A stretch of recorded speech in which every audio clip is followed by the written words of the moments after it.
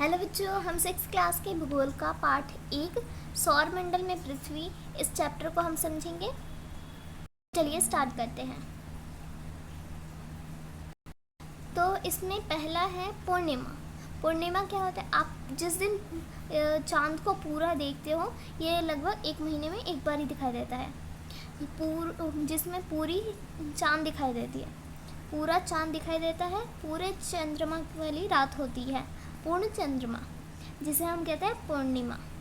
और अमावस्या 15 दिन के बाद एक नए चंद्रमा की रात्रि आती है, जिसमें चांद नहीं दिखाई देता है और आसमान काला होता है, इसे हम कहते हैं अमावस्या। खगोलीय पिंड। अब खगोलीय पिंड सूर्य, चंद्रमा तथा वे सभी वस्तुएं जो रात के समय आसमान में चमकती हुई दिखाई देती हैं, तारे, चंद्रमा, सूर्य, ये सब क्या कहते हैं? खगोलीय पिंड है। और तारा।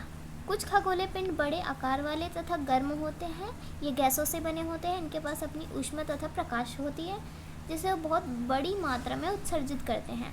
इन खगोलीय पिंडों को हम क्या कहते हैं? तारा कहते हैं। यह सूरज भी एक तारा है, क्योंकि इसके पास भी अपनी ऊष्मा है और ये भी गैस से बना है और इसके पास भी अपना प्रकाश है। आगे देखते हैं। रात के समय चमकते हुए अनगिनत तारे सूर्य के समान ही हैं, लेकिन वो हमें छोटे क्यों दिखाई देते हैं? क्योंकि वो बहुत दूर है पृथ्वी से, इसलिए वो हमें छोटे दिखाई देते हैं। नक्षत्र मंडल। रात्रि में आसमान और देखते समय अवतारों के विभिन्न समूह द्वारा बनाई गई विविध हस्तियों को देख सकते हैं। ये है नक्षत्र मंडल। ध्रुव तारा। प्राचीन समय में लोग रात में दिशा का पता कैसे लगाते हैं? तारों की सहायता से। उत्तर दिशा, उत्तरी तारा उत्तर दिशा को बताता है, इसे हम ध्रुव तारा कहते हैं। अब है ग्रह, जिसे हम इंग्लिश में प्लैनेट कहते हैं। कुछ खगोलीय पिंडों में अपना प्रकाश नहीं होता, ऐसे पिंड क्या कहलाते हैं? ग्रह कहलाते हैं। पृथ्वी भी एक ग्रह है, इसके पास भी अपना कोई प्रकाश नहीं है। ग्रीक भाषा के प्लेनेटाई शब्द से बना है, जिसका अर्थ होता है परिभ्रमण।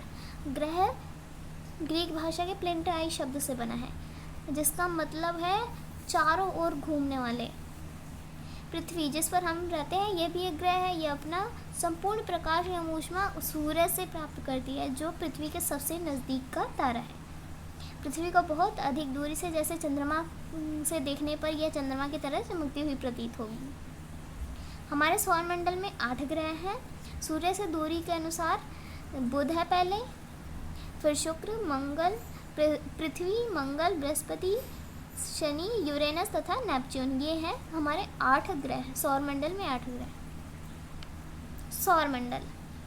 सूर्य ग्रह, उपग्रह तथा कुछ अन्य खगोलीय पिंड जैसे क्षुद्र ग्रह हैं एवं उल्का पिंड मिलकर सौरमंडल का निर्माण करते हैं। उसे हम सौर परिवार का नाम भी देते हैं सौरमंडल को, जिसका मुख्य कौन होता है? सूर्य होता है। अब सूर्य को समझ लेते हैं। सूर्य सौरमंडल में केंद्र में स्थित है। सौरमंडल है, उसके केंद्र में कौन है? सूर्य है। यह बहुत बड़ा है एवं अत्यधिक गर्म गैसों से बना है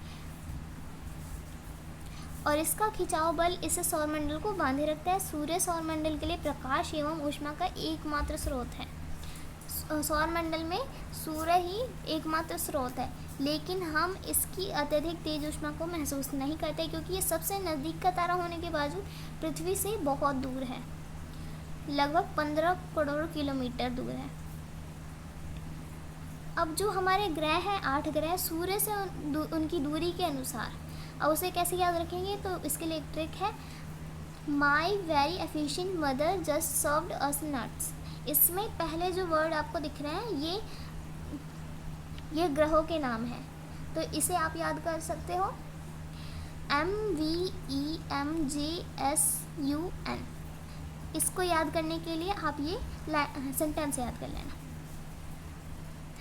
सौरमंडल के सभी 8 ग्रह एक निश्चित पथ पर सूर्य के चक्कर लगाते हैं। सभी ग्रह, ये रास्ते दीर्घ वृत्ताकार में फैले हुए हैं, ये कक्षा कहलाते हैं।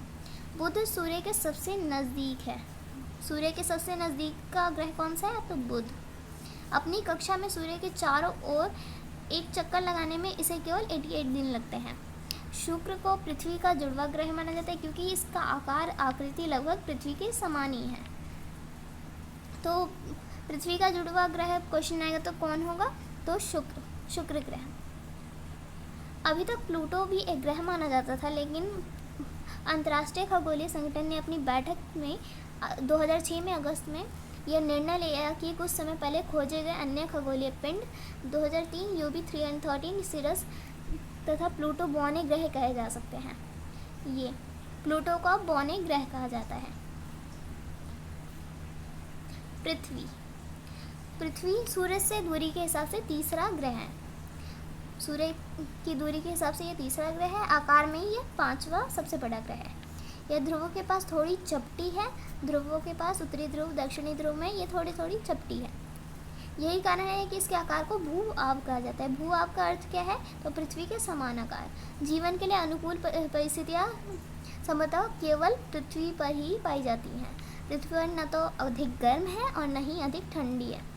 यहाँ पानी वायु दोनों उपस्थित हैं, जो हमारे जीवन के लिए बहुत आवश्यक है। वायु में जीवन के लिए आवश्यक गैसें जैसे ऑक्सीजन मौजूद है। इन्हीं कारणों से पृथ्वी सौरमंडल का सबसे अद्भुत ग्रह है।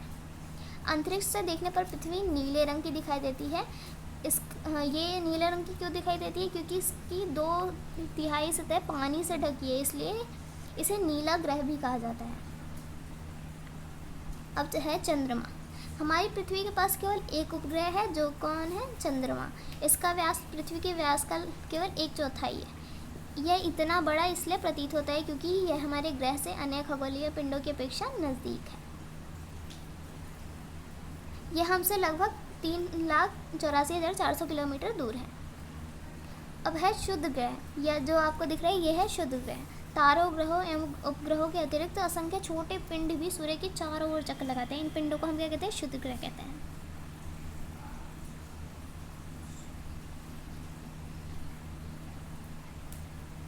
उल्का पिंड। सूर्य के चारों ओर चक्कर लगाने वाले पत्थरों के छोटे छोटे टुकड़ों को हम क्या कहते हैं, उल्का पिंड कहते हैं। सूर्य के चारों ओर जो छोटे छोटे पत्थर के टुकड़े होते हैं वो भी चक्कर लगाते हैं, उन्हें हम उल्का पिंड कहते हैं। आकाशगंगा, ये है आकाशगंगा। अब आपने तारों वाले खुले आकाश में एक ओर से दूसरी ओर तक फैली चौड़ी सफ़ेद पट्टी की तरह एक चमकदार रास्ते को देखा होगा। यह लाखों तारों का समूह है, इसमें लाखों तारे हैं। यह पट्टी आकाशगंगा है। तो इस वीडियो में इतना ही। अगली वीडियो में हम इसका क्वेश्चन आंसर करेंगे।